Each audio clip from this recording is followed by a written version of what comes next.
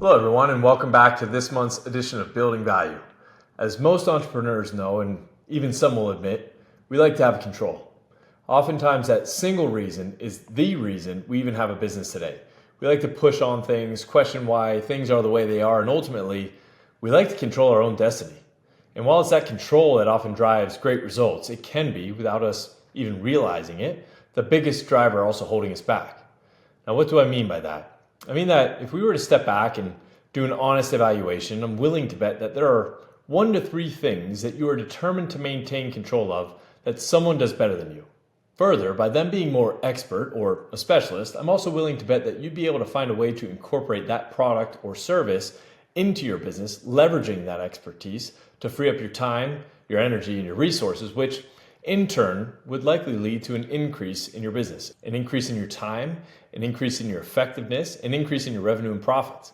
Now, if this is the case, why is it that we so often find ourselves holding on for dear life?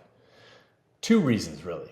One, as I mentioned earlier, it feels good to have control, and we would rather be responsible for any failure rather than to outsource the potential for failure or let that decision get outside of our line of sight at all. As an aside, this is why so many of us also have a hard time delegating, another way that we cause massive bottlenecks as we try to scale. The second reason is that these solutions, these products or services, these experts, cost money. Now, this is a little bit of a forest through the trees issue.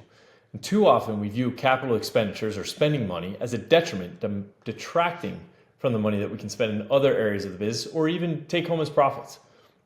We have a hard time accepting that sometimes we need to spend money to make money and unlock our true potential.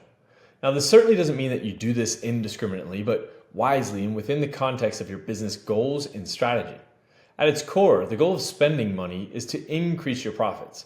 Every dollar spent should return more than that dollar, ideally a good bit more, immediately or in the near future. Otherwise, you'd have been better off doing nothing at all. Now, let me give you an example. One business owner selling apparel was a huge part of the workflow in getting their products to their end customers. They received the apparel from the supplier, they took inventory, they repackaged it, and sent it to their distributor. Only then was the product in a position to be sent to a purchasing customer. Now, needless to say, this added a lot of complexity, added a lot of time, and a lot of bottlenecks. So what did they do? They cut themselves out of the picture. Instead of receiving the inventory directly, they began to have it shipped directly to the distributor, who did all of the counting, all of the packaging, and mailing from there. Did this cost them a few more dollars per item? Yes, certainly. But almost immediately, due to unlocking several of these constraints, their sales went up exponentially.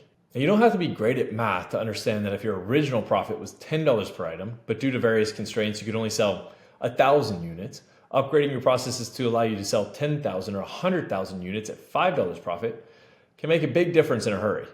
I encourage us all to think about ways in which we may be the bottleneck in our business and workflows. Find your experts and then leverage them intelligently. I think you'll be amazed at what you can unlock. Thanks for joining me, everyone. Until next month, keep building value.